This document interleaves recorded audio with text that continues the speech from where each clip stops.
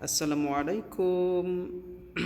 Selamat pagi, selamat beraktivitas anak-anak semuanya. Semoga di pagi ini kita berada dalam kesehatan, berada dalam lindungan Allah Subhanahu wa taala. Di pagi ini kita akan kembali melanjutkan pembelajaran fikih secara daring ya. Dan seperti biasa, sebelum kita mulai pembelajaran, mari kita sama-sama berdoa terlebih dahulu. A'udzu billahi minasy syaithanir rajim. Bismillahirrahmanirrahim. Raditu billahi rabba wa bil islami dina wa bi Muhammadin nabiyyan wa rasula. Rabbi zidni ilma warzuqni fahma. Amin. Baik, di pagi ini kita akan melanjutkan materi sebelumnya tentang sholat berjamaah. Setelah sebelumnya kita mempelajari tentang syarat-syarat menjadi imam, nah di kesempatan ini kita akan mempelajari tentang syarat menjadi makmum. Dengan mempelajari materi ini diharapkan anak-anak semua dapat memahami, mengerti tentang apa aja yang menjadi syarat dalam berjamaah atau menjadi syarat makmum. Nah, baik.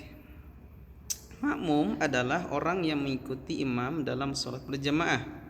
Seseorang yang akan menjadi makmum harus memenuhi syarat-syarat menjadi makmum agar sholat berjamaahnya sah. Nah, perhatikan syarat-syarat menjadi makmum berikut ini. Yang pertama, syarat menjadi makmum adalah makmum harus berniat menjadi makmum. Ya. Jadi ketika misalkan kita niat sholat usolli fardhu dzuhri arba rakaatim mustaqbilal Ka'bah, tambahkan dengan makmuman lillahi ta'ala. Kalau kita sholat sendiri kan cukup usolli fardhu subhi rakaataini fardhu lillahi ta'ala, cukup. Tapi kalau mau menjadi makmum harus ditambahkan makmuman lillahi ta'ala. Tapi yang menjadi poin utama niat menjadi makmum itu adalah dalam hati, ya apa? Di dalam hati ketika takbiratul ihram. Jadi ketika takbiratul ihram, niat saya sholat fardu subuh 2 rakaat makmum, ya, bermakmum fardu karena Allah Ta'ala. Tanpa harus disebutkan juga nama imamnya ya. Jadi enggak harus misalkan niat saya sholat berjamaah, niat saya sholat subuh 2 rakaat bermakmum pada imam yang namanya Komar misalnya. Itu enggak harus. Jadi dalam niat berjamaah itu harus niat menjadi makmum atau niat berjamaah seperti itu di dalam hati. Yang kedua adalah mengetahui gerak-gerik imam, mengetahui gerakan imam. Jadi orang yang akan bermakmum itu harus mengetahui gerakan imam. Karena kalau tidak tahu gerakan imam, bagaimana cara kita mengetahui imam itu udah ruku, udah sujud, misalkan udah salam, maka harus mengetahui gerak-gerik imam. Mengetahui gerak-gerik imam itu bisa dengan pertama mendengarkan suara imam. Misalkan imam ruku, dia membaca Allahu Akbar, berarti kita tahu imam itu ruku, ya. Imam i'tidal dia mengucapkan sami'allahu liman hamidah, ya, itu bisa. Atau dengan bisa melihatnya secara langsung, imam ruku, imam sujud itu kelihatan dengan kita, bisa, ya. Bisa dengan melihatnya secara langsung, atau tidak, kita tidak melihat imam tapi kita dapat mendengarkan, itu juga bisa. Atau juga kita bisa mengetahui gerakan imam itu dengan melihat makmum yang ada di depan kita, gitu ya.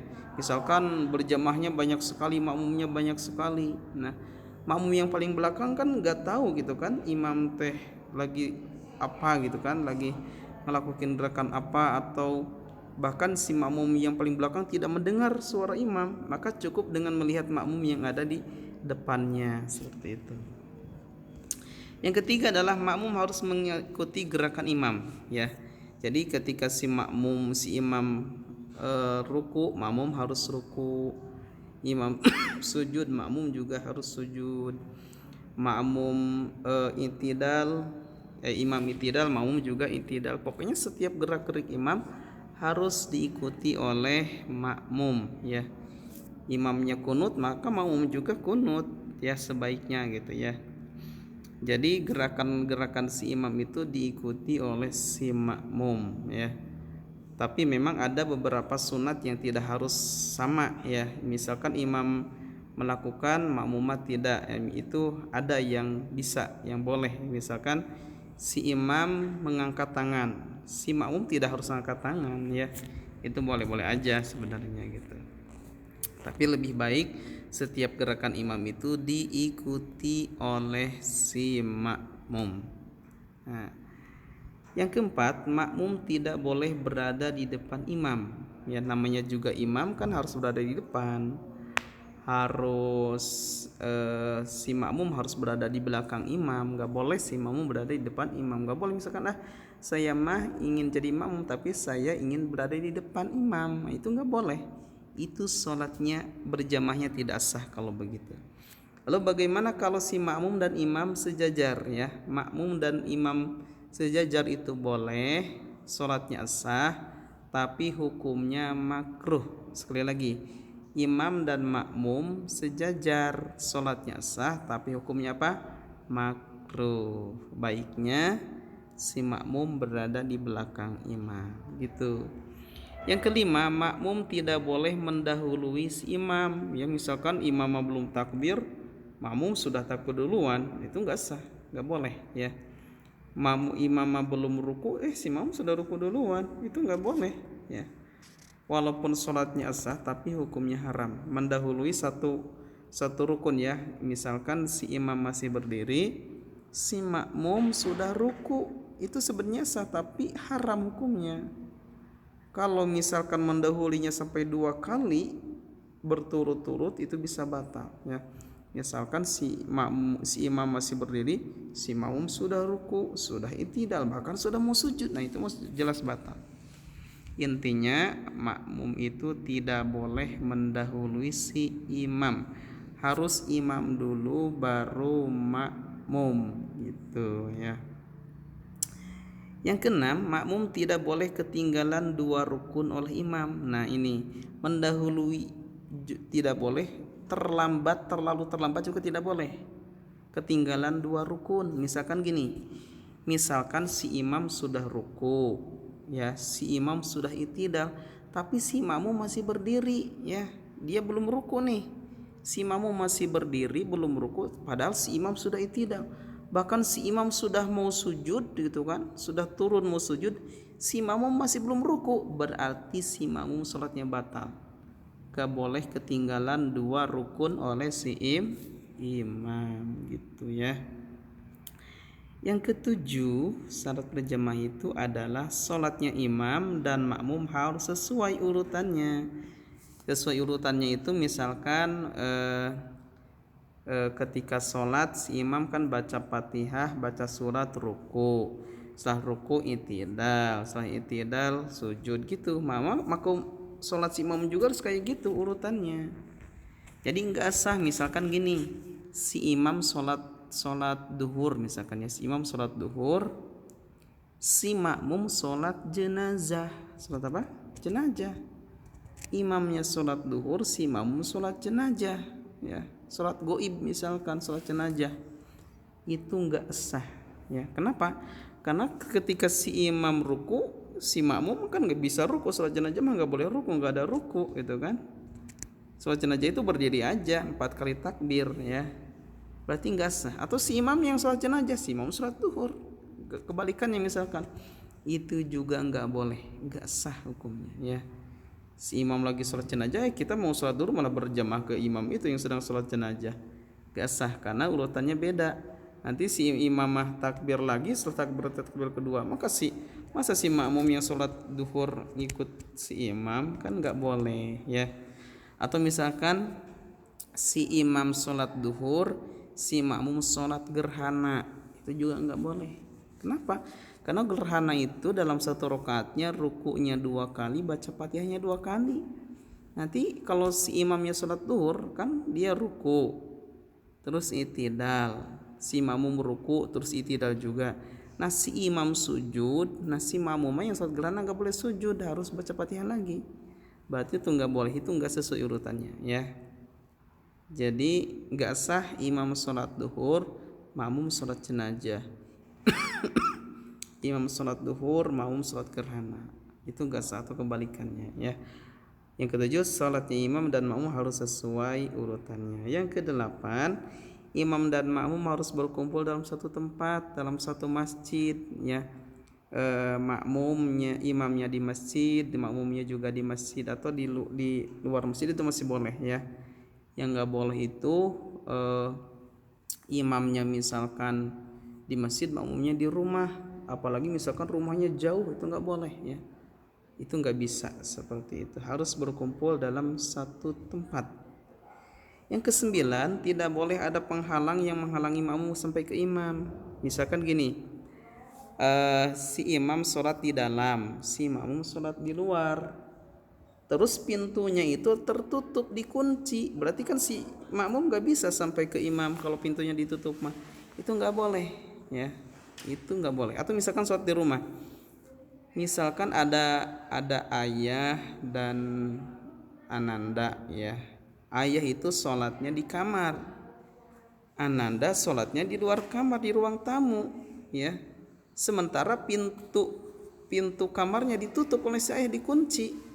Walaupun kedengaran suara si imam, suara ayah misalkan dikerasin Allahu Akbar, tapi si makmum sholatnya di ruang tamu ya, walaupun sejajar, walaupun posisinya si makmum berada di belakang imam misalkan, itu enggak sah, enggak boleh, karena terhalang oleh pintu, oleh dinding ya.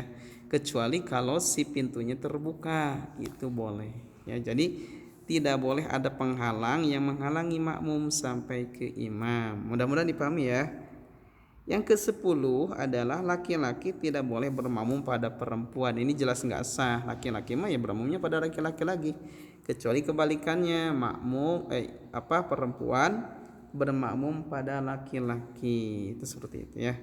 Laki-laki nggak bisa jadi makmum untuk perempuan. Itu laki-laki mah jadi imam ya. Perempuan boleh jadi imam asalkan apa? Asalkan makmumnya juga perempuan. Kalau makmumnya laki-laki nggak boleh. Nah yang ke-11 ini yang terakhir ya. Yang ke-11 syarat bermakmum itu adalah, syarat menjadi makmum itu tidak boleh, harus meyakini sholat si imamnya sah ya. Jadi kalau kita tahu si imam itu sholatnya nggak sah, batal, kita nggak boleh berjamaah ya. Misalkan kita melihat si imam pas ruku misalkan, atau pas sujud ada yang bolong bagian pantatnya kelihatan, misalkan kulitnya, berarti kan terbuka auratnya si imam teh, berarti batal sholat si imam. Kalau kita melihat imam kayak gitu, nggak boleh kita berjamaah pada imam itu ya, karena sholat si imamnya tidak sah gitu. Atau misalkan kita melihat pas imam sujud, pas di kakinya ada kotoran cicak atau kotoran apa aja nempel di si imam, kita tahu, kita melihat, berarti kita meyakini sholat si imamnya enggak sah, enggak sah, batal ya. Maka enggak boleh kita bermakmum pada imam tersebut. Jadi gitu ya. Ini ada 11 syarat menjadi makmum yang harus diketahui dan dipahami ya. Nah mungkin itu materi yang dapat kita pelajari. Selanjutnya Bapak ngasih tugas nih. Tugasnya cukup mudah, tinggal disalin. Ini tugas-tugasnya di buku tulis atau di buku tugas ya. Diisilah titik-titik di bawah ini. 1. Makmum harus berniat menjadi apa? Itu nomor 1. 2. Syarat yang kedua menjadi makmum adalah mengetahui apa? Titik-titiknya diisi ya. Ketiga, makmum yang sejajar dengan imam sholatnya sah, tapi hukumnya apa? Tadi udah dijelasin. Yang keempat, contoh sholat yang tidak seurutannya seperti imam sholat duhur dan makmum sholat apa? Tadi udah dijelasin. Yang kelima, syarat yang ke-9 menjadi imam yaitu tidak boleh ada penghalang yang bisa dilihat lagi nanti slide-nya itu. Ya silakan diisi, ditulis di buku tulis ya, atau di buku tugas. Setelah ditulis pertanyaan dan jawabannya ya. Pertanyaannya juga ditulis dan jawabannya juga ditulis di buku tulis, dan nanti dikumpulkan pas PTM minggu depan. Berarti hari Senin depan dikumpulkan ya. Ini mah tidak diupload ke Google Drive atau tidak dipoto. Nanti dikumpulin aja pas PTM hari Senin, seminggu lagi. Ya mungkin itu yang dapat kita pelajari di kesempatan ini pagi ini terkait dengan materi fikih tentang syarat menjadi makmum. Mudah-mudahan dapat dipahami oleh Ananda semua. Terima kasih atas perhatiannya. Terima kasih juga kepada ayah bunda yang selalu setia mendampingi Anandanya dalam belajar. Mudah-mudahan menjadi amal kebaikan bagi ayah bunda semua ya. Sekian dan terima kasih, dan seperti biasa sebelum kita akhiri kita sama-sama baca doa dulu ya. Bismillahirrahmanirrahim. Subhanakallahumma bihamdika asyhadu an la ilaha illa anta astaghfiruka wa atubu ilaik. Assalamualaikum warahmatullahi wabarakatuh.